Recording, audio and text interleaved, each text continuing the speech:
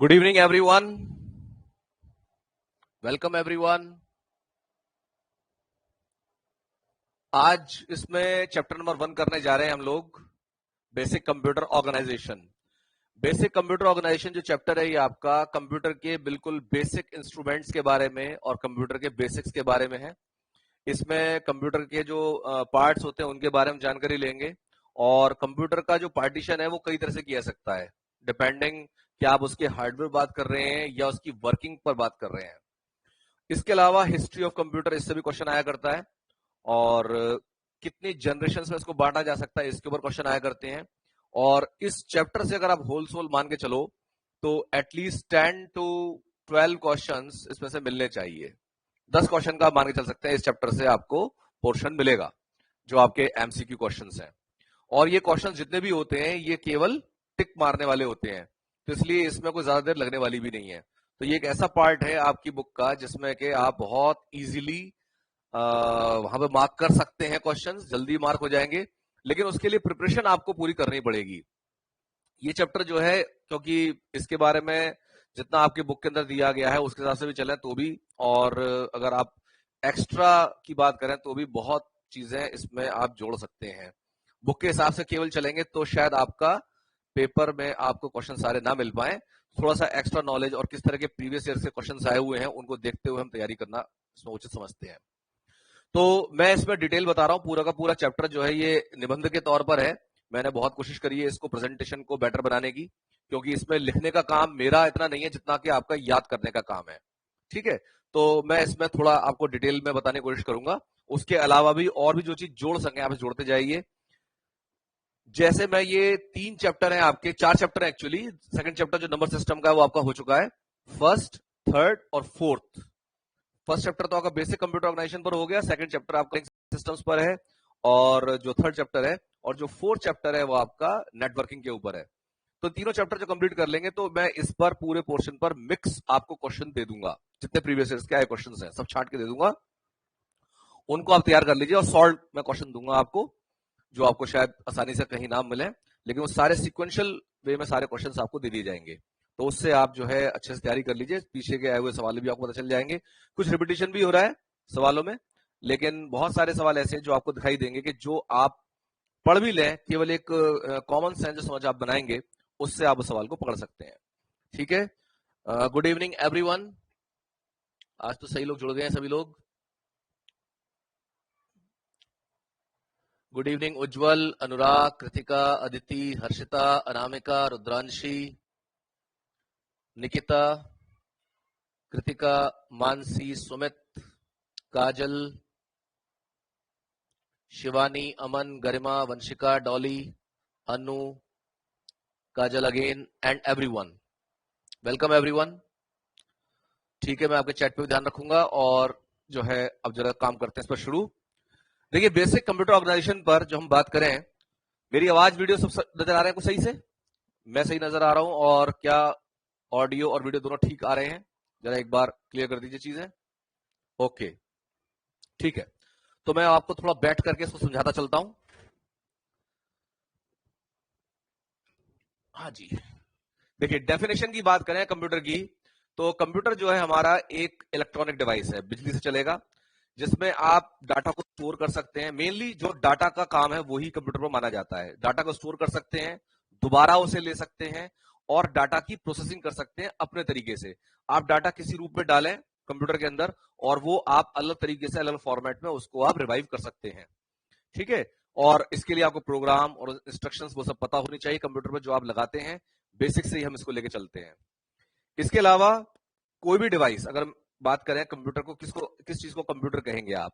कोई भी डिवाइस जिससे आप मैथमेटिकल कैलकुलेशन थोड़े तेज तरीके से कर सकते हैं वो एक कंप्यूटर कहलाएगा। चाहे आपका देखिए कैलकुलेटर है, चाहे आपका एबेस्कस है, चाहे आपके और कोई डिवाइस है, साधारण से साधारण कोई डिवाइस है जो आप कैलकुलेशन फास्ट कर सकते हैं, वो कंप्यूटर है। बहुत से लोगों को भी हम कंप्यूटर कह देते हैं कि उनकी कैलकुलेशन फास्ट होती है।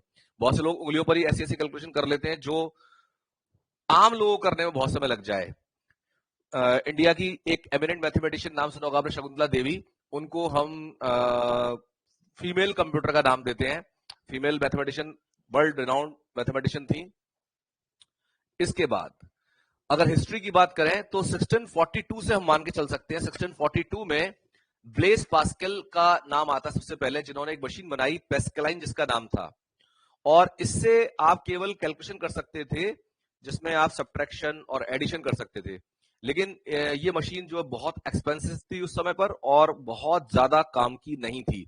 लेकिन क्योंकि शुरुआत है तो ब्लेस पास्कल के नाम पर जो है हम काफी सारी चीजें देखते हैं, मैथमेटिक्स में पढ़ते हैं। इसके बाद में एक पूरा 200 साल का समय निकल जाता है। 2 साल का समय जो निकला था पूरे वर्ल्ड में, अगर आप हिस्ट्री को पढ़ते हैं तो आपको पता चलेगा ये वॉर टाइम पीरियड था। दुनिया भर की जो राजा महाराजा थे, जितने भी और बड़े बड़े लोग थे, सब लड़ाइयों में लगे रहते, चाहे वो इंग्लैंड रहा हो, चाहे वो इंडिया रहा हो, चाहे कोई अमेरिकन कॉन्टिनेंट में आप देखें, सभी जगह फाइट चल रही थी। तो उस समय जो डेवलपमेंट है टेक्नोलॉजी का वो ना के बराबर था। लेकिन उस समय की ही बात है जिस समय आपके न्यूटन की बात भी आती है, लैग्रांजे की बात आती है। तो मैथमेटिक्स में काफी काम हो रहा था, लेकिन अगर टेक्नोलॉजी वाइज देखें तो काफी पीछे था काम। अगर ये युद्ध का समय नहीं चला होता तो हो सकता है आपका जो एरोप्लेन है वो 17th सेंचुरी में आ गया होता, लेकिन उसको आने में और 400 साल लग गए थे। तो वो खैर बात की चीज। इसके बाद में 1820 की बात करें तो थॉमस डी कॉलमैन ने एक मैकेनिकल कैलकुलेटर बनाया जिसको उन्होंने नाम दिया था अर्थमोमीटर। ठीक है, और इससे आप बेसिक मैथमेटिकल कैलकुलेशन जैसे एडिशन की, सब्ट्रैक्शन की, मल्टीप्लिकेशन की, डिवीजन की, ये आप कैलकुलेशन सक्सेसफुली कर सकते थे। इसके बाद में थोड़े दिनों के बाद ही चार्ल्स बेबेज ने एक मशीन बनाई, काफी बड़ी मशीन थी ये, और इसको जो है अब तक का हम सबसे पुराना मैकेनिकल कैलकुलेटर कंप्यूटर मान सकते हैं। इससे आप पॉलिनोमियल फंक्शन की भी टेबुलेशन कर सकते थे। पॉलिनोमियल फंक्शन में जैसे एक्स आप डालिए तो एफ एक्स आपको मिल जाएगा। तो ये एक बहुत बड़ी इन्वेंशन थी, हम ये मान सकते हैं 1834 से शुरुआती दौर यहां पर हम मान सकते हैं कंप्यूटर का, कि यहां से अब कंप्यूटर की शुरुआत होती है। तो हिस्ट्री जो है, मतलब इससे पहले का एरा मान लीजिए, इसको आप हिस्ट्री मान लीजिए। तो 1834 में चार्ल्स बेबेज से आप इन चीजों को मान सकते हैं। फिर इसके बाद में, हाँ, तो इसके बाद में 1890 की बात करें तो हरमन ने जो है एक मशीन इन्वेंट की जिसे आप टेबुलेटिंग मशीन कह सकते हैं। और आज की डेट में अगर हम जनरेशंस की बात करें कंप्यूटर में, भाई जनरेशंस जैसे चेंज की हैं, तो 5 जनरेशंस में इसको डिवाइड किया सकता है। पहला क्वेश्चन आपको यही मिलेगा इसमें जनरेशन के ऊपर, हिस्ट्री पर भी मिल सकता है, जनरेशन मिल सकता है।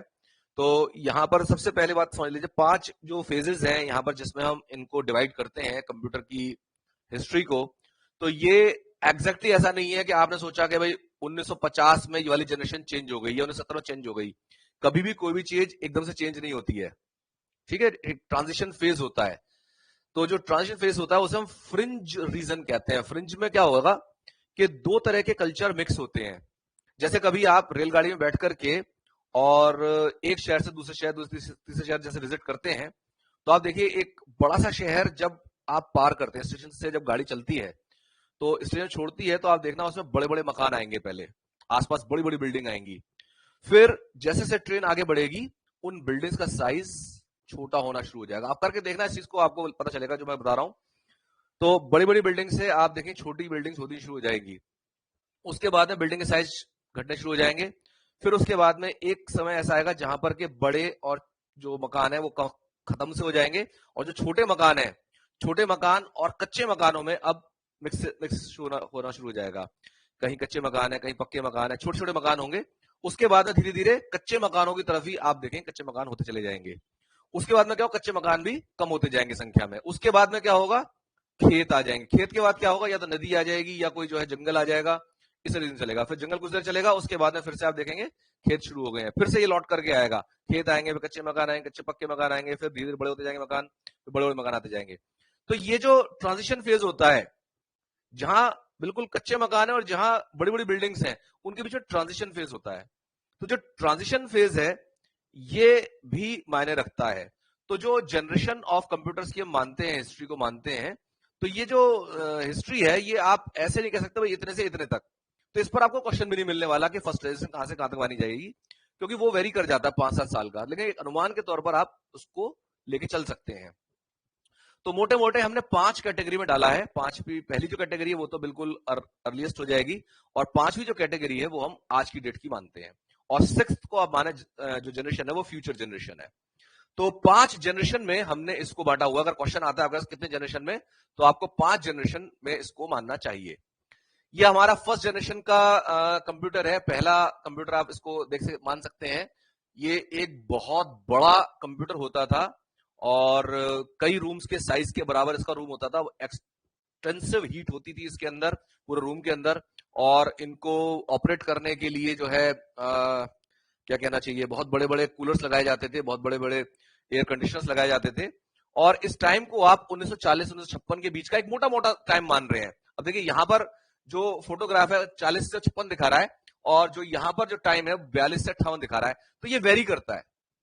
ये चीजें जो है ना, ये एकदम आप फिक्स नहीं कर सकते कि यहां से लेके यहां तक का आप इसको फर्स्ट जनरेशन मानेंगे।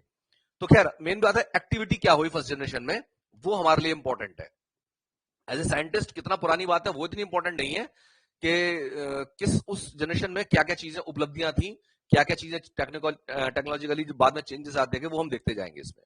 तो देखिए फर्स्ट जनरेशन के ऊपर बात करते हैं। फर्स्ट जनरेशन ऑफ कंप्यूटर को जैसे माना 42 से 58 के बीच में माना जा सकता है, और जो पहला कंप्यूटर था उसको हम नाम देते हैं इनियक, ENIAC। इस पर क्वेश्चन आपका बन सकता है, और 1946 में बिल्ड किया गया था, ये फिक्स है।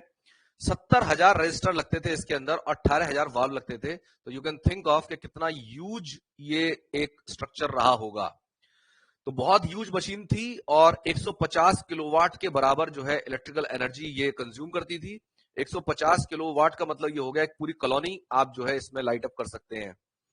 तो कह रहे हैं it did some calculation but it was nowhere comparable to modern day PCs. Modern day PC तो छोड़ दो, आपके ये मोबाइल से भी कंपेयर नहीं किया जा सकता।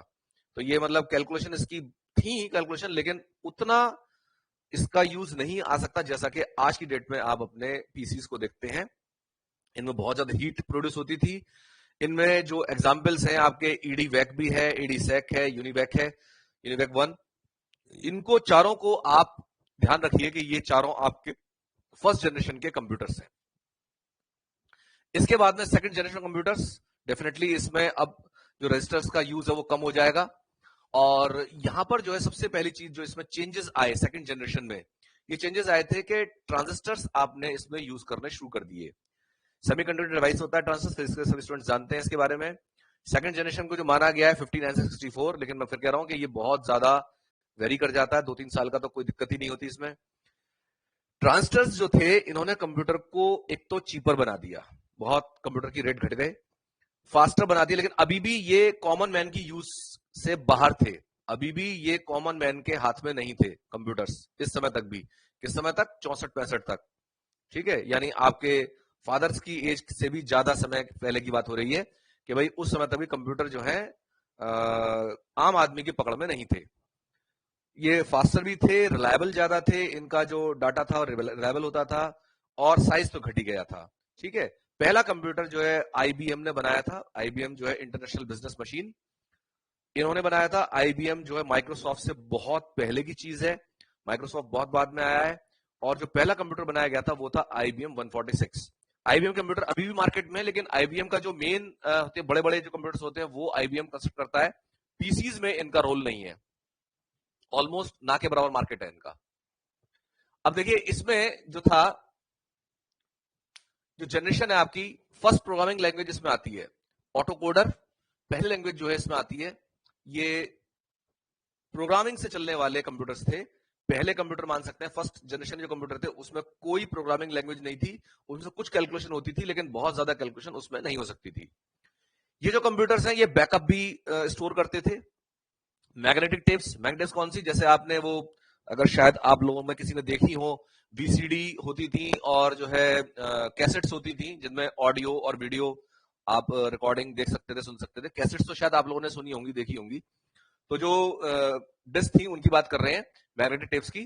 तो इस तरह की चीजें जो है इसमें यूज होनी शुरू हो गई थी। तो ये एक ऐसा समय था जहां पर के ये सब चीजें आ रही थी।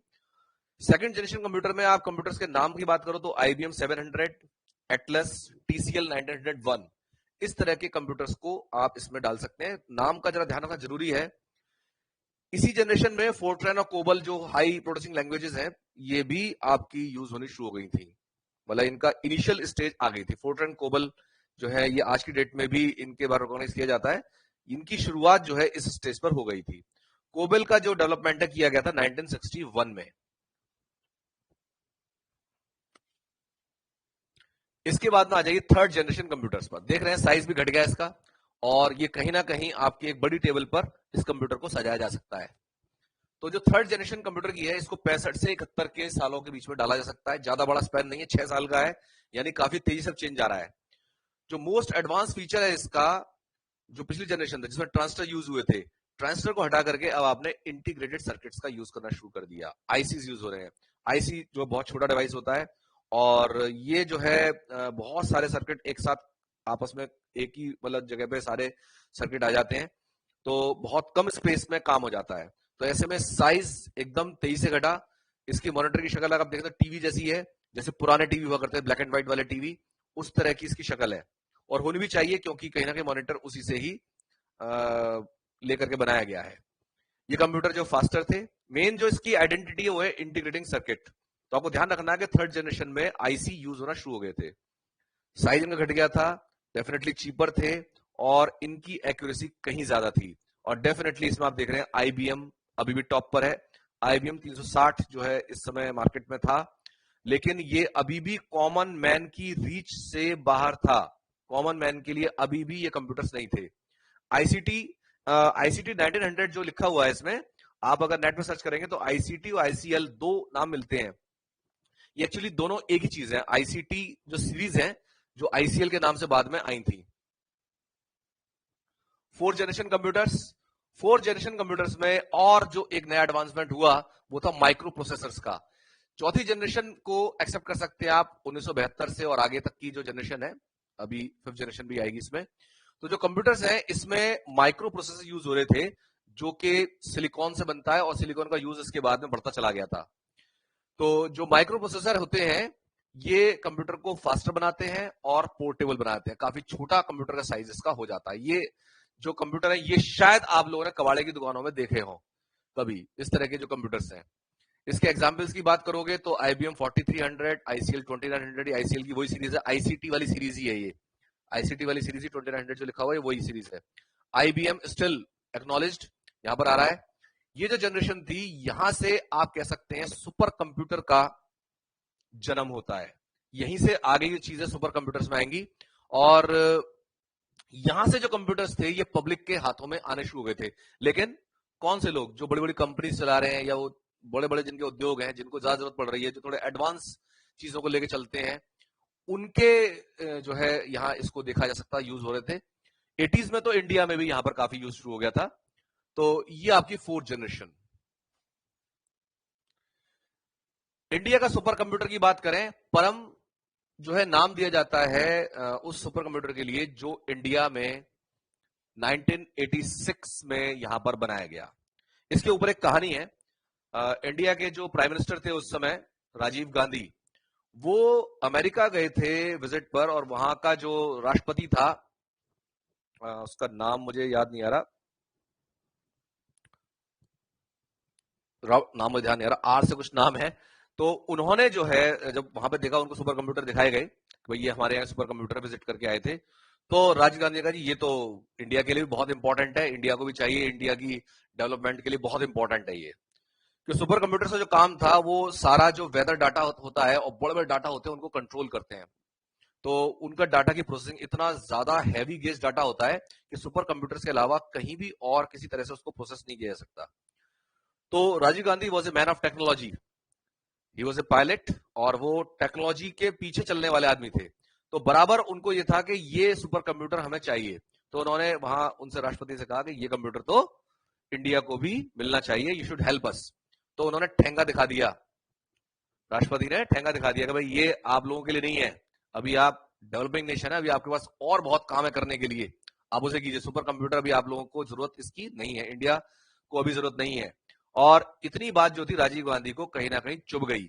जब वो इंडिया लौट करके आए तो उन्होंने डीआरडीओ साइंटिस्ट को बुलाया, पूरा पैनल बुलाया, कहा कि भाई मुझे सुपर कंप्यूटर चाहिए, क्या बना सकते हैं? उन्होंने कहा सर बना सकते हैं, लेकिन हमें फंड्स चाहिए। तो क्या फंड्स मैं दूंगा, कोई दिक्कत नहीं है, लेकिन मुझे सुपर कंप्यूटर चाहिए। और कितने कितने टाइम में चाहिए? 2 साल का टाइम दूंगा, 2 साल के अंदर मुझे सुपर कंप्यूटर टेबल पर चाहिए। तो सुपर टेबल पर क्या, खैर बहुत बड़ा होता है सुपर कंप्यूटर, पूरा रूम लगता है इसके लिए। तो सुपर कंप्यूटर जो है डीआरडीओ ने तैयार किया, और आप इमेजिन कर सकते हैं कितने टाइम में उसे तैयार किया। 2 साल का टाइम राजीव गांधी ने दिया था। 1 साल के अंदर जो है सुपर कंप्यूटर बना के खड़ा कर दिया था इंडिया ने, 1 साल के अंदर।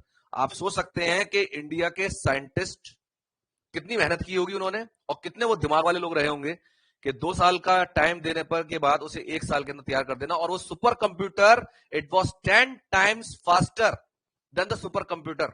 क्रेज सीरीज आती थी अमेरिका की, उससे 10 टाइम्स फास्टर थे ये, और दुनिया ने उसका लोहा माना, और उसके बाद में आज तक इंडिया ने पीछे मुड़ के नहीं देखा। मैं किसी की मतलब जो है तारीफ करते समय मैं ये नहीं देख रहा हूं कि वो किस पार्टी का या किसका है, वो सब बेकार की बातें हैं। मैं यहां पर केवल बात कर रहा हूं, राजीव गांधी कितना मैन ऑफ टेक्नोलॉजी था कि उसने उस समय उस चीज को देखा, उस चीज को समझा कि इंडिया की जरूरत है, पहचाना और उसको एक्शन मोड दिया। 1986 में हमारा पहला सुपर कंप्यूटर आ गया, और उसके बाद में इस पर फिर और काम होता रहा है, यानी कि यही रुक गए। एक आदमी की सोच जो है पूरे दुनिया को बदल के रख देती है। दुनिया में जितने बड़े बड़े काम हुए हैं वो एक आदमी ने करे हैं, जितने बड़े बड़े काम हुए वो एक ही आदमी रिस्पॉन्सिबल होता है। भीड़ कभी भी मिलकर के कोई बढ़िया काम, बड़ा काम नहीं कर सकती। हमेशा एक आदमी को ही आगे आकर काम करना पड़ता है, दुनिया फिर पीछे पीछे आती है। कहते हैं ना, अकेला चना क्या भाट फोड़ेगा, अकेला चना ही भाट फोड़ता है, ये ध्यान रखिएगा। तो कभी भी अपने आप को अकेला मत समझना, अकेला आदमी बहुत ताकतवर होता है। हाँ जी, तो पहला सुपर कंप्यूटर 1986 में इंडिया ने प्राप्त कर लिया था, और इसकी जो स्पीड थी दैट वाज अभी अभी जो लगा हुआ, हाँ, इसकी परम परावेग के नाम से जो हमारा इस समय जो कंप्यूटर है आईआईएससी में यूज हो रहा है, इंडियन इंस्टीट्यूट ऑफ टेक्नोलॉजी। और ये यहां पर, ये मद्रास के अंदर, यहां पर बेंगलोर के अंदर, सॉरी, 3.3 पेटाफ्लॉप्स इसकी स्पीड है। पेटाफ्लॉप पे बात करेंगे। पेटाफ्लॉप स्पीड काउंट करने का एक तरीका होता है। एमआईपीएस और फ्लॉप्स, दो तरह की स्पीड में हम काउंट करते हैं। तो एमआईपीएस और फ्लॉप्स दोनों ही मीटर्स हैं। मीटर्स यानी कि नापने के उपकरण। कैलकुलेटिंग प्रोसेसर स्पीड, प्रोसेसर की स्पीड को नापने के ये उपकरण है। एमआईपीएस जो है एक ही कंप्यूटर के आर्किटेक्चर पर काम करता है। तो फ्लॉप्स जो है ये काम करता है डिफरेंट आर्किटेक्चर पर, यानी अलग अलग अगर आप कंप्यूटर लेते हैं उस पर डिफरेंट स्केलिंग होती है। तो ये दोनों अलग अलग चीजें हैं। एमआईपीएस और फ्लॉप्स जो है, इनको नापने का मतलब जो कायदा है वो अलग है। जिस चीज को आप एमआईपीएस में नाप रहे हो उस चीज को फ्लॉप्स में नहीं नाप रहे हो, ठीक है ना, प्रोसेस स्पीड को नाप रहे हैं। तो ये थोड़ा सा डिफरेंट है, इसको आपको इसी तरह लर्न करना है। एमआईपीएस जो है इसको कहते हैं मिलियन इंस्ट्रक्शंस पर सेकंड, यानी मिलियन है 10 लाख। तो 10 लाख इंस्ट्रक्शन है, 10 लाख तरह के आपके इंस्ट्रक्शंस को 1 सेकंड के अंदर फॉलो करता है MIPS. FLOPS, this is floating point operations per second. Floating point operations per second, ये ऑपरेशंस हैं, ये एक बड़ी चीज है। तो यहां पर जो फ्लोटिंग पॉइंट की बात कर रहे हैं, floating point operations per second इसका नाम है। तो पेटाफ्लॉप क्या होता है? पेटाफ्लॉप से पहले आप आइए, चलिए ही से स्टार्ट करते हैं। पेटाफ्लॉप्स, पेटाफ्लॉप है 1000 टेराफ्लॉप्स, और ये 1 टेराफ्लॉप्स, 1000 टेराफ्लॉप्स जो है ये होते हैं 1 क्वाड्रिलियन के बराबर, यानी 10 टू द पावर 15 फ्लॉप्स। आप समझ सकते हैं कितना बड़ा नंबर है ये, 10 टू 15। आइए, 1 टेराफ्लॉप्स होता है 1000 ट्रिलियन फ्लॉप्स, 1000 ट्रिलियन फ्लॉप्स। अब गिनती भी हमें याद नहीं रहती है, तो जरा बात करें मिलियन से। मिलियन में 10 की पावर 6, यानी कि एक के आगे 6 जीरो होते हैं। 10 की पावर 6 जीरोस, 10 की पावर 6, यानी कि यहां पर आपके पास एक के आगे 6 जीरोस मिलेंगे। यहां पर आ जाइए 10 की पावर 9, यानी कि एक के आगे 9 जीरोस, 3 का बढ़ाते जाइए। Million, billion, trillion, quadrillion. तो क्वाड्रिलियन 10 के 15, ट्रिलियन में 10 के 12, बिलियन में 10 की पावर 9, मिलियन 10 के 6। ठीक है, ये थोड़ा ध्यान रखना चाहिए, कभी कभी क्वेश्चन पूछ ले जाते हैं। पीछे भी एक बार गड़बड़ हो गई थी एक जगह, एक बहुत नेताओं में आपस में बातचीत हो गई थी कि ट्रिलियन में कितने वो होते हैं, बिलियन में कितने होते हैं जीरोस। तो पता होने चाहिए आपको, आप तो मैथ्स के स्टूडेंट है, कोई पूछे आपके पास तुरंत तबाक से आंसर होना चाहिए। Million, billion, trillion, quadrillion. इसके बाद मैं बताऊंगा आपको नंबर्स के। जब मैंने ये पढ़ा थोड़ा सा मुझे और इंटरेस्टिंग लगा, तो मैंने फिर नंबर ढूंढे, भाई नंबर बड़े से बड़े क्या क्या हो सकते हैं। थोड़ा सा मैंने आप लोगों के लिए एक इंटरेस्टिंग फैक्टर्स पे निकाल के रखा है, जरा से देखेंगे। सब इंटरेस्टिंग इन्फॉर्मेशन अबाउट काउंटिंग। किस तरह काउंटिंग? अगर आप काउंट करना चाहते हैं 1 मिलियन को, 1 मिलियन को यानी कि 10 लाख को, तो करीब 11 दिन लगेंगे। काउंटिंग करना चाहते हैं, काउंटिंग मतलब यह है कि आप 1 2 3 4 5 6 से काउंट करते चले जाओ, ठीक है। तो आपको लगभग 11 दिन लगातार गिनते रहिए, आप गिने, कोई और गिने या मशीन गिने, तो आपको लगभग 11 दिन 24 घंटे आप गिनेंगे, तो आप 1 मिलियन काउंटिंग गिन सकते हैं। 1 मिलियन यानी 10 लाख। 1 बिलियन यानी इसका 1000 गुना 30 साल लगेंगे। 30 साल, कहां 11 दिन और कहां 30 साल 1 बिलियन में। तो आप सोच सकते हैं कि मिलियनर में और बिलियनर में कितना अंतर होता है। मिलियनर में और बिलियनर में कितना अंतर होता है। मिलियनर 11 दिन, बिलियनर 30 साल। मिलियनर बिलियनर बनना है, एक एक अकाउंट करेगा 30 साल लगेंगे। ठीक है जी। और ट्रिलियन 1000 टाइम ऑफ बिलियन, उसमें लगेंगे 31,709.79 साल। इतने साल लगने वाले हैं अगर 1 ट्रिलियन आप काउंट करना चाहते हैं। यानी कि कई कई जनरेशन गिनती रहेंगी और दुनिया के सारे लोग मिलकर गिनते रहें तो शायद कभी गिन जाए। इसके अलावा एक नंबर यहां पर सर्च हुआ, गॉगल, इसे गूगल कह सकते हैं, गूगल कहना ज्यादा बेटर है। ये 10 की पावर 100 है 1 गूगल। और ये कितना बड़ा नंबर है 1 गूगल। 1 गूगल इतना बड़ा नंबर है कि आप दुनिया भर में जितने भी पेन हैं और जितनी भी स्याही है उन सबसे जीरो ही बना लो केवल, तो भी आप इसके जीरोस को नहीं लिख सकते। 1 गूगल के अंदर जितने जीरोस हैं, आप ये सारे जीरोस दुनिया भर के पेन, दुनिया भर के लोग सब लग जाएं, सारे जीरोस नहीं लिख सकते। ठीक है। और 10 100 का मैंने बताया 100 जीरोस आफ्टर 1। बिगेस्ट नंबर, इस तरह के नंबर की कोई जरूरत नहीं है हमें आज की डेट में, इस तरह के नंबर की कोई जरूरत नहीं है। लेकिन इंसानी क्यूरियोसिटी के लिए आप देखिए, बिगेस्ट नंबर टिल डेट जो कभी कंप्यूटर पर आप मतलब कभी सोचे कि आ सकता है या आता रहेगा, खत्म ही नहीं होगा ये नंबर, ये ऐसा नंबर, इसे कहते हैं 1 गूगल प्लेक्स। 1 गूगल प्लेक्स कितना, यानी कि 10 की पावर 100 जीरोस होंगे इसमें। After what, after 1। एक के बाद में 10 के 100 जीरोस, यानी क्या नंबर होगा 10 की power 100। Huge huge huge, still finite, still it is finite not infinite. ठीक है। तो googolplex is the biggest number till now. 1 googolplex, मतलब गूगल से गूगल प्लेक्स लिया है, बोले 10 की पावर 100 कर दिया तो वो आ गया, बोले इसको भी 10 की पावर में कर दिया 1 गूगल को। या कह सकते हैं 1 googolplex is equal to 10 to the power 1 googol, 1 googol. ठीक है जी। इसके बाद आ जाइए 5th जनरेशन कंप्यूटर्स पर। 5th जनरेशन कंप्यूटर्स जो आज की डेट का जो हमारे पास कंप्यूटर का स्ट्रक्चर है वो 5th जनरेशन माना जा सकता है। फ्यूचर के एस्पेक्ट को भी इसमें ले सकते हैं, क्योंकि अभी इसके अंदर जो आर्टिफिशियल इंटेलिजेंस है अगर हम उसको भी एडमिट कर देते हैं तो इसको 6th जनरेशन में काउंट किया सकता है। क्योंकि हम ये कैसे कह दें कि हम पिछड़े हुए लोग हैं, तो हम तो ये कहेंगे जी जो जनरेशन इसमें चल रही है इट इज मोस्ट एडवांस। तो 5th जनरेशन जैसे इसको मान लेते हैं, तो 5th जनरेशन जो प्रेजेंट जनरेशन और फ्यूचर जनरेशन है उनका एक कॉम्बिनेशन माना जा सकता है। इसका जो सबसे बड़ा फीचर आने वाला है रोबोट्स, रोबोट्स की शुरुआत, और artificial intelligence. Artificial intelligence actually robotic intelligence. तो जो मानवीय व्यवहार होगा, या कहिए मानवीय व्यवहार से भी जो आगे की चीज होगी, that will be artificial intelligence. अभी इस समय ऐसी मशीन आ गई है, ऐसी मशीन आ गई है मार्केट में कि आप कॉफी का एक बार टेस्ट अपना बता दीजिए उसे कि भाई मेरा ये टेस्ट है, तो आपको हर बार वही डिजिटल से वही कॉफी बन करके आएगी।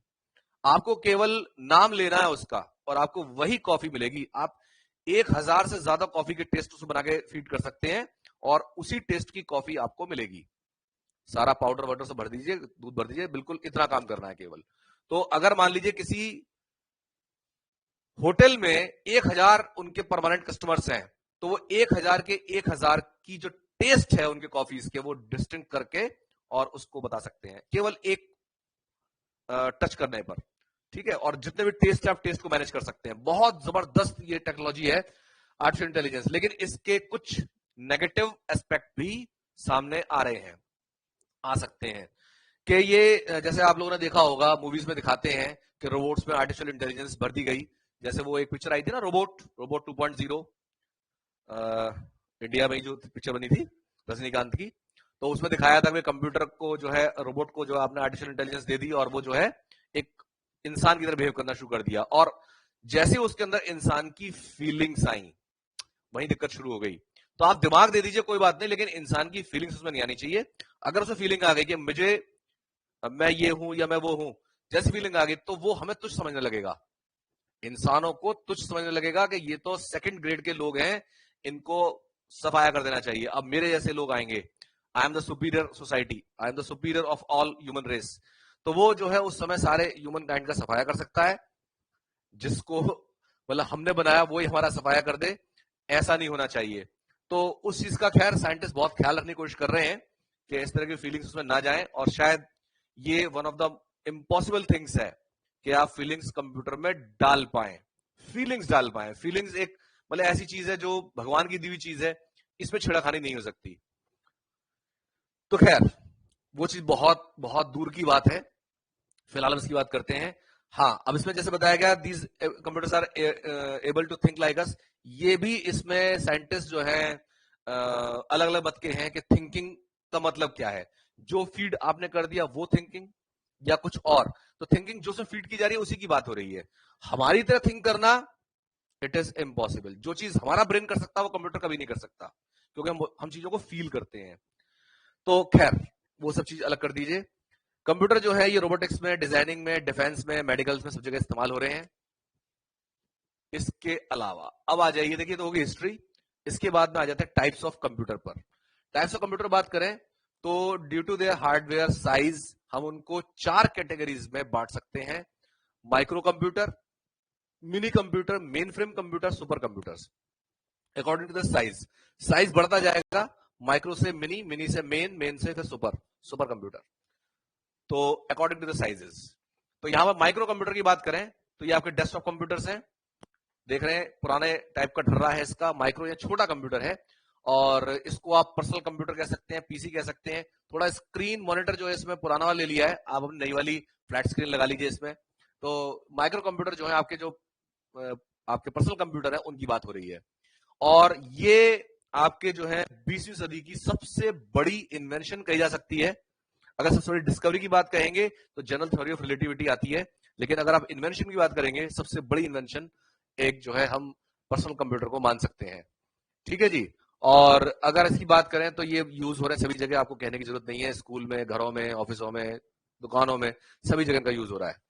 आईबीएम माइक्रो कंप्यूटर जो शुरुआत करी इन्होंने, ये जन्मदाता है माइक्रो कंप्यूटर्स के, और शुरुआत आप देख रहे हैं 4th जनरेशन में इसकी शुरुआत हो गई है। मिनी कंप्यूटर्स, ये कंप्यूटर्स थोड़े बड़े हैं साइज में, थोड़ा सा बड़ा साइज है, मिनी कंप्यूटर नाम दे रहे हैं लेकिन साइज का काफी बड़ा है माइक्रो कंप्यूटर से। हंड्रेड्स ऑफ यूजर इस पर एक साथ काम कर सकते हैं, सैकड़ों लोग इस पर एक साथ काम कर सकते हैं, असेंबल किया सकता है, एक दूसरे में मिलाया जा सकता है। और इनके एग्जाम्पल्स की बात करो मिनी कंप्यूटर्स के, तो नाम ध्यान रखेंगे वैक्स कंप्यूटर, पीडीबी 8। इसके अलावा ये कंप्यूटर जो है आज की डेट में इस्तेमाल में ज्यादा नहीं है, क्योंकि सभी लोगों को अपना पर्सनलाइज्ड कंप्यूटर चाहिए। मेन फ्रेम कंप्यूटर्स देख रहे हैं आप, कितने बड़े बड़े ये कंप्यूटर्स हैं, यहाँ पर ये पूरा एक कंप्यूटर का शेल मानिए। मेन फ्रेम कंप्यूटर्स बहुत बड़े होते हैं साइज में, इनमें बहुत ज्यादा मेमोरी, बहुत ज्यादा स्टोरेज कैपेसिटी इनकी होती है, स्पीड बहुत ज्यादा होती है इनकी। तो स्पीड जो है इनको टाइम्स के फ्रेम में समझना आसान नहीं है कि भाई कितने सेकंड में कितना, वो बहुत जबरदस्त स्पीड होती है। तो इसको टाइम फ्रेम में समझने के लिए आपको एमआईपीएस का इस्तेमाल करना पड़ेगा। एमआईपीएस का मतलब वही मैं बताया, मिलियन इंस्ट्रक्शन पर सेकंड। तो मिलियंस की बात करेंगे तो कितने मिलियन है ना, तो वो उसमें एमआईपीएस से बात होगी। 10 की पावर 9 एमआईपीएस कह दिया तो समझ लीजिए बहुत बड़ी स्पीड हो गई। तो यहाँ पर जो कंप्यूटर्स हैं ये डेफिनेटली हमारे काम के नहीं है, ये ऑर्गेनाइजेशन यूज करती हैं। जैसे कहीं आपको बहुत बड़ा डाटा आपको इकट्ठा करना है एक जगह पर, वहां पर यूज होते हैं। आज की डेट का जो इंटरनेट प्रोग्राम है वो तो खैर इसके बाहर की बात है, अभी सुपर कंप्यूटर पर आएंगे वहां पर आएगा वो। तो ये जो कंप्यूटर्स हैं ये आपके क्या कहना चाहिए, मेन फ्रेम कंप्यूटर्स हैं, और ऑर्गेनाइजेशंस में यूज होते हैं, बड़े बड़े ऑर्गेनाइजेशन में यूज होते हैं ये। आईबीएम का ही हाथ है इसमें मेन फ्रेम में, स्टिल आज की डेट में भी ये आईबीएम ही इसको डेवलप करता है। सुपर कंप्यूटर, ये आप देख रहे हैं, ये सुपर कंप्यूटर है, ये क्रे सीरीज है अमेरिका की। परम का मुझे ठीक से मिला नहीं, तो मैंने ये क्रे सीरीज लगाई है अमेरिका की, वो इसका ये सीन देख रहे हैं पूरा आप, ये क्रे सीरीज है। तो ये बहुत पावरफुल कंप्यूटर है, वर्ल्ड के मोस्ट पावरफुल कंप्यूटर्स हैं। वेदर डाटा का लेना होता है, वेदर डाटा बनाने के लिए बहुत सारी चीजों का कॉम्बिनेशन बनाया जाता है, और एक क्लिक पर आपको सारी चीज सही चाहिए होती हैं। तो वो काम ये सुपर कंप्यूटर्स करते हैं। वेदर फोरकास्टिंग में, डिफेंस में, रिमोट सेंसिंग में, रिमोट सेंसिंग समझ सकते हैं जो अंतरिक्ष में आपके जितने उपग्रह घूम रहे हैं उनका काम, स्पेस रिसर्च में सब चीजें, जितना रिमोट सेंसिंग का डाटा होता है बहुत हैवी डाटा होता है, तो उसको प्रोसेस करने के लिए सुपर कंप्यूटर ही काम करेगा। इंटरनेट की प्रोसेसिंग जो सुपर कंप्यूटर ही कर सकते हैं। इंटरनेट की जितनी आपके पास डाटा होता है वो कहाँ रिकॉर्ड होगा, इतने बड़े बड़े सुपर कंप्यूटर चाहिए। तो इसके जो एग्जाम्पल्स है, क्रे सीरीज है अमेरिका से, परम का नाम पहले भी आ चुका है इंडिया का, ठीक है। इसके बाद में CDAC का नाम ध्यान रखना चाहिए, ये centre for development of advance computing है, ये इंडिया के अंदर यहाँ पर रिस्पॉन्सिबल है। इंडिया की ऑटोनोमस बॉडी है, गवर्नमेंट से एडेड है डेफिनेटली, और इंफॉर्मेशन टेक्नोलॉजी के अंडर आती है ये। इसके बाद आ जाइए parts of a computer. Parts of computer में मैं उसके हार्डवेयर की बात नहीं कर रहा हूं, इसकी जो मेथोडोलॉजी है ना उस पर बात करेंगे हम। तो वर्किंग के हिसाब से अगर बात करें तो इसको हम 4 मोटी मोटी कैटेगरी में से बांट सकते हैं कि भाई इसके इनपुट डिवाइस कैसे होते हैं, आउटपुट डिवाइस कैसे होते हैं, प्रोसेसिंग डिवाइस कैसे होते हैं, स्टोरेज डिवाइस कैसे होते हैं, उनके आधार पर। बाकी पार्ट्स ऑफ कंप्यूटर की बात करेंगे तो भाई उसका मॉनिटर हो गया, उसका कीबोर्ड हो गया, सीपीयू हो गया, उसका जो है, और बात करें माउस हो गया, ये सब चीजें हैं। तो हम उस पर नहीं जा रहे, हम बात करेंगे वर्किंग के हिसाब से। इनपुट डिवाइस में देखिए सबसे पहले बात आती है, इनपुट डिवाइस कौन से होते हैं? इनपुट डिवाइस वो है जिससे आप डाटा भेजते हैं कंप्यूटर के अंदर, सीपीयू में डेफिनेटली। तो वहां पर जो डाटा भेजा जाता है वो किन किन डिवाइस के द्वारा भेजा जा सकता है, उसमें से कुछ मोटे मोटे यहां पर लिए हैं। कीबोर्ड, कीबोर्ड से जो है डाटा एंटर करेंगे आप, कीबोर्ड से डाटा एंटर करने का ज्यादा माना जाता है, इंस्ट्रक्शंस आप देते हैं तो डाटा को इससे सेव कर सकते हैं, ये कीबोर्ड है आपका। Mouse, mouse is also an input device, ठीक है, इसे सिलेक्ट कीजिए और इसको प्रोग्राम को रन कर दीजिए, इससे इनपुट दे सकते हैं। जॉयस्टिक है, जॉयस्टिक जो है गेम्स वगैरह में काम में आता है। लाइट पेन है, लाइट पेन से पॉइंटिंग कर सकते हैं और इसके स्केच वगैरह ड्रॉ कर सकते हैं कंप्यूटर के ऊपर, ये भी एक इनपुट डिवाइस है। Web camera, web camera is also input device, इससे आप वीडियो रिकॉर्ड कर सकते हैं, डिस्प्ले कर सकते हैं कंप्यूटर के ऊपर। रिकॉर्डिंग जब भी कहीं नाम आएगा इसका मतलब यह है कि आपने वहां पर जो है इनपुट दिया है। टच स्क्रीन, टच स्क्रीन से भी जो है आप देख रहे हैं कि इससे मतलब आप डाटा अंदर भेज सकते हैं, रिकॉर्ड कर सकते हैं, टच स्क्रीन आप लोग जानते हैं। इसके बाद स्कैनर, स्कैनर से भी आप जो डाटा को सेव कर सकते हैं अपने कंप्यूटर के अंदर। इसके बाद में आउटपुट डिवाइस की बात करते हैं। आउटपुट डिवाइस में जिससे कि आप आउटपुट लेते हैं, सबसे पहला आउटपुट डिवाइस आप बात करें मॉनिटर।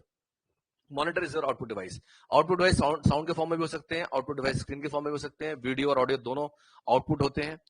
तो मॉनिटर को आप कह सकते हैं, मॉनिटर जो है बिल्कुल पहला इसका डिवाइस है जो आउटपुट डिवाइस पे लाना चाहिए हमें, बिल्कुल टीवी के जैसे लगता है देखने में। इसके बाद प्रिंटर, प्रिंटर आउटपुट डिवाइस है डेफिनेटली, आप देखिए प्रिंटर से जो है प्रिंट निकालते हैं, सभी आउटपुट डिवाइस है और हार्ड कॉपी के रूप में इसमें पेजेस बाहर आते हैं। प्रिंटर की बात करें तो डॉटप्लेक्स प्रिंटर, डॉटप्लेक्स प्रिंटर जो है ये आपके करेक्टर प्रिंटर है और 1 करेक्टर टाइम, काफी लंबा समय लेते हैं प्रिंट करने में, ये अब काम के नहीं है। लेजर प्रिंटर की बात करें, लेजर प्रिंटर बहुत यूज में आजकल और इसमें जो है पेजेस प्रिंट होकर के आते हैं, एक पेज एक बार में। इसका लाइन प्रिंटर है, लाइन प्रिंटर में जो है आप पेज चलाते रहिए, लगातार ये प्रिंट होते रहते हैं, पेज रुकता नहीं है और काफी फास्ट इनकी स्पीड होती है। प्लॉटर्स होते हैं, प्लॉटर आप लोग देखते हो, शायद किसी ने विजिट किया हो, ये जो फ्लैक्स वगैरह बनते हैं ये प्लॉटर पर ही बनते हैं, तो ये अलग अलग इंक कलर्स को यूज कर सकते हैं इसमें प्लॉटर पर। स्पीकर, डेफिनेटली साउंड को आउट करने के लिए आपको स्पीकर चाहिए, तो ये आप इसे म्यूजिक वगैरह सुन सकते हैं और भी बहुत सारी चीजें कर सकते हैं इस पर। इसके बाद में processing and storage devices. CPU जो है हमारा प्रोसेसिंग डिवाइस है, प्रोसेसर उसके अंदर होता है, सीपीयू जो है इसका प्रोसेसिंग डिवाइस होता है। और सीपीयू जो है सीपीयू बॉक्स के अंदर रखा जाता है, डिब्बा जो लिया जाता है, बड़ा सा डिब्बा आपने देखा कंप्यूटर साथ जो रखा रहता है, वो सीपीयू कहलाता है। सीपीयू को आप कंप्यूटर का ब्रेन भी कह सकते हैं। स्टोरेज डिवाइस, इसको क्वेश्चन इसमें पूछा गया है कि what which part of the computer is known as brain of the computer, तो आपको सीपीयू नाम लिखना है उसमें। स्टोरेज डिवाइस की बात करें, स्टोरेज डिवाइस जो है इनको आप 2 पार्ट में डिवाइड कर सकते हैं, प्राइमरी स्टोरेज डिवाइस और secondary storage device. Primary storage device जो होती है वो इनबिल्ट होती है सीपीयू के अंदर।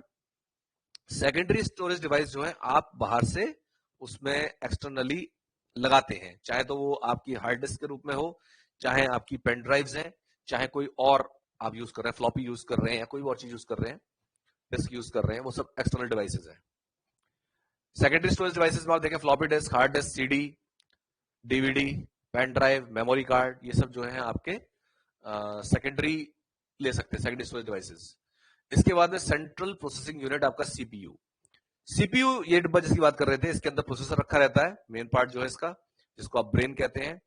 तो इस पे ही सारे जो ऑपरेशन होते हैं, सारे कंट्रोल यही करता है ऑपरेशंस।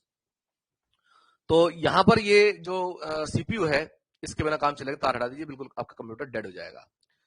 तो सीपीयू के 3 पार्ट कर सकते हैं, मेमोरी यूनिट जिसमें सारा डाटा मेमोराइज रहता है, कंट्रोल यूनिट जहां से कंट्रोल होते हैं सारे ऑपरेशंस, अर्थमेटिक और logic units.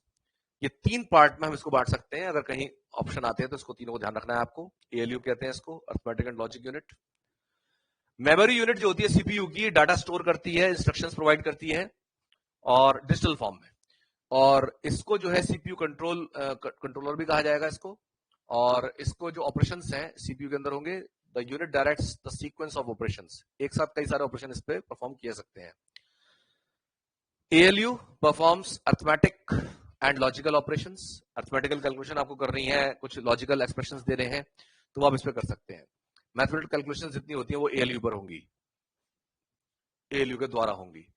Units of memory, ये इस पर क्वेश्चन डेफिनेटली बना करता है और बराबर रहा है। नर्व सेंटर जैसी आपने कह दिया रुद्रांशी, तो ये वही चीज है। नर्व सेंटर का मतलब ब्रेन, नर्व सेंटर यानी कि ब्रेन। अब हार्ट कह लो, कुछ और कह लो, लंग्स कह लो, किडनी कह लो, ब्रेन मुझे पता चला मैंने ब्रेन लिखा है, ब्रेन ही है ये, ठीक है जी। There are several units in which data and instruction in closed form may be measured, can be measured. Bit जो है smallest unit है measurement की, ठीक है जी। bit जब हम कह रहे हैं smallest unit और bit का नाम कहां से लिया गया, बाइनरी डिजिट, तो BI और T ले लिया इसका, तो बिट ऐसे बनाया गया। फुल फॉर्म अगर लेंगे बिट की तो बाइनरी डिजिट। बाइनरी डिजिट कौन कौन से होते हैं, 0 और 1, 0 1 दोनों बाइनरी डिजिट्स हैं। तो इसमें जो स्मॉलेस्ट है तो निबल लीजिए। निबल जो है आपके पास 4 बिट का एक निबल होता है, क्वेश्चन आ सकता है इसके ऊपर, group of 4 bits is nibble, ठीक है। 1 0 0 1 कर दिया तो एक निबल हो गया। फिर अगर आप करते हैं उसके ऊपर तो 8 बिट कैरेक्टर को बाइट कहते हैं, बाइट है। 1 bit is equivalent to 1 character, जिसमें 1 बिट कह रहे हैं तो 1 बिट का मतलब 1 कैरेक्टर जो ऊपर लिखा हुआ बिट, और एक लेटर कह सकते हैं, उसे नंबर कह सकते हैं, सिंबल कह सकते हैं। कोई भी सिंबल आपने बना दिया, फाई का सिंबल बना दिया आपने, सिग्मा बना दिया, तो वो एक बिट हो जाएगा। तो आप समझ सकते हैं कितना मतलब प्रिसाइज इसमें रखा गया है। तो जो सिंबल्स हैं, नंबर्स हैं, लेटर्स हैं, ये सब जो है बिट्स कहलाएंगे। और 8 बिट का जो है एक बाइट होगा, BITE भी कह देते हैं इसे। और इसके बाद में आता है 1 किलोबाइट। किलोबाइट में जो है 1024 का ही खेल चलेगा इसमें, 1024 बाइट। 1 मेगाबाइट में फिर 1024 किलोबाइट, फिर 1 गीगाबाइट में 1024 मेगाबाइट, 1 टेराबाइट टेराबाइट में 1024 आपके पास इसमें GB, गीगाबाइट्स। इसके बाद मेमोरी लीजिए स्टोरेज डिवाइसेस की। यहां पर जो मेमोरी की बात करेंगे हम, 2 तरह की मेमोरी हम कंप्यूटर पढ़ते हैं, प्राइमरी मेमोरी और सेकेंडरी मेमोरी। प्राइमरी मेमोरी जो है आपकी, ये मेन मेमोरी कंप्यूटर की, ठीक है। ये वो एरिया है जहां पर डाटा स्टोर होता है, इंफॉर्मेशन स्टोर होती है और बहुत फास्ट इसका एक्सेस होता है, फास्ट इसका एक्सेस मिलेगा आपको हमेशा।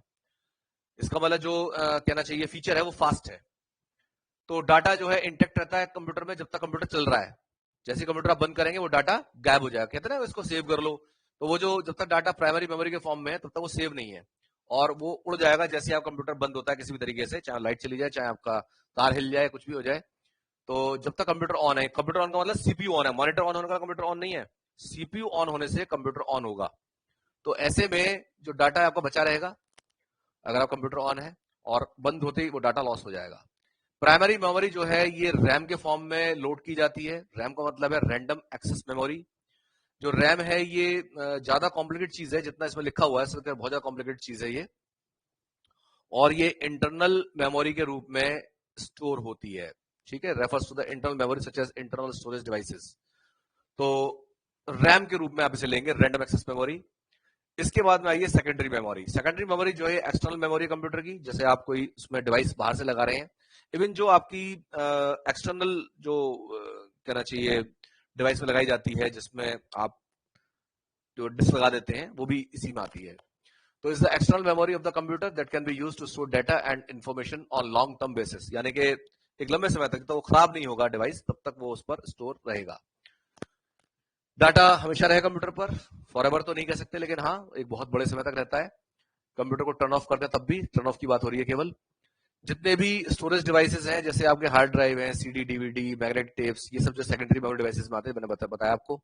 और इस डाटा को कभी भी आप दोबारा अवेल कर सकते हैं, रिवाइव कर सकते हैं। ये कुछ कॉमन डिफरेंसेस हैं प्राइमरी और सेकेंडरी मेमोरी के बीच में। प्राइमरी मेमोरी, सेकेंडरी मेमोरी, तो ये प्राइमरी मेमोरी मेन मेमोरी है कंप्यूटर की, और सेकेंडरी मेमोरी जो है एक्सटर्नल मेमोरी है, ठीक है। टेम्पररी मेमोरी होती है, जो प्राइमरी मेमोरी टेम्पररी होती है, ये लॉन्ग लास्टिंग होती है। फास्ट एक्सेसेस का, स्लो एक्सेसेस का। मेमोरी वोलेटाइल, वोलेटाइल का मतलब टेम्पररी, उड़ जाएगी। नॉट वोलेटाइल यानी कि रहेगी। डायरेक्ट एक्सेसेस का, कंप्यूटर डायरेक्ट एक्सेस करता है, इसको किसी ना किसी आप जो है कहना चाहिए किसी इंस्ट्रक्शन के द्वारा इसको ऑपरेट करते हैं, सम प्राइमरी मेमोरी के थ्रू। कैटेगराइज इन रैम, इसको रैम में काउंट किया जाएगा, ये रोम में, ठीक है। इधर जो है आपके पास डाटा बहुत स्मॉल होल्ड होगा इसके अंदर, इसमें एक बहुत लार्ज अमाउंट का डाटा होल्ड कर सकते हैं। रैम पूछते हैं ना कंप्यूटर की रैम कितनी है, तो रैम से जो है आप बहुत सारा डाटा एक साथ अवेल कर सकते हैं, बहुत सारी विंडोज खोल सकते हैं। Difference between RAM and ROM, ROM या read only memory, random access memory यानी रैम। रैम और रोम में volatile, non volatile. RAM chip is used in normal operation after the operating system is operated. इधर जो ROM chips is often used to store BIOS. BIOS क्या है? ये basic input output system on the motherboard. Motherboard जो है CPU के अंदर होता है, बेसिक इनपुट आउटपुट इसी से होते हैं। Examples of RAM, examples of ROM. Internet browser कहेंगे तो रैम का एग्जाम्पल कहेंगे, जो ब्राउजर आप यूज करते हैं। और example of ROM is BIOS, BIOS. BIOS basic input output system. ROM chip जो है इसमें बायोस जो है उसको कह सकते हैं आप, रोम चिप कह सकते हैं उसे, मदरबोर्ड के ऊपर होती है, और इसको जो है आप यूज करते हैं इंस्ट्रक्शंस को अलाउ करने के लिए। यहाँ पर जो है बिल्कुल बेसिक जो लेवल की कंप्यूटेशंस होती है सारी इसके ऊपर होंगी, और जो कंप्यूटर हार्डवेयर होता है उसके ऊपर इसको एच किया जाता है या कहीं स्टोर किया जाता है। एक पोस्ट टर्म पर आप ध्यान रखेंगे, पोस्ट का मतलब क्या है? Power on self test. इस तरह के सवाल बड़े हिट लिस्ट में रहते हैं, पोस्ट पर क्वेश्चन पूछ लिया। It also helps to verify the computer to read the requirement to boot up properly. Boot up यानी चलना बंद होना, तो बूट करना। तो इसके बाद में आइए, if computer does not pass the POST, a combination of beeps is the receiving indicates the malfunction the computer. जैसे आप सोचते हैं कि बीप आती है तो वो कुछ ना कुछ गड़बड़ हो रही है कंप्यूटर में, उसके आपसे आ जाती है, लोग ज्यादातर बंद कर देते हैं उस बीप को। तो यहां पर जो बूट अगर प्रॉपरली नहीं होगा तो इस तरह की बीप्स आया करती हैं। Bootstrap loader, bootstrap loader, its function locate the operating system, operating system को लोकेट करता है। It is capable, operating system is located, the BIOS will pass control unit. अगर ये कैपेबल है तो उस समय बायोस जो है कंट्रोल यूनिट को बाईपास कर जाएगा। It gives the computer basic operation control over the computer hardware, इसके द्वारा जो है आप कंप्यूटर हार्डवेयर को कंट्रोल कर सकते हैं। It allows the operator to configure the hardware setting including computer password, time and date. Time date के लिए इसको यूज कर सकते हैं। ठीक है जी, तो इतना जो है आपका ये टोटल लास्ट था ये। तो ये पूरा आपका जो है बेसिक कंप्यूटर ऑर्गेनाइजेशन में आता है, और इसको आपको पढ़ लेना चाहिए, याद कर लेना चाहिए। इसकी मैं आपको PDF बना करके अभी सेंड कर दूंगा। तो ये चैप्टर मेरी तरफ से ओवर है। एक चैप्टर आपका हो चुका है, सेकंड चैप्टर, और कल या नेक्स्ट डे, परसों, मैं आपको, परसों ही रखिए, परसों टाइम रखिए, मैं आपको इसका नेक्स्ट चैप्टर जो है थर्ड चैप्टर ऑपरेटिंग सिस्टम वो भी करा दूंगा, वो भी खत्म हो जाएगा। जब 3 चैप्टर खत्म हो जाएंगे फिर मैं आपको क्वेश्चंस के प्रोवाइड कर देता हूँ, वो क्वेश्चंस आप कर लीजिए, विद देयर आंसर्स मैं प्रोवाइड कर दूंगा। ठीक है, तो आज के लिए इतना रखते हैं। Okay, good night everyone.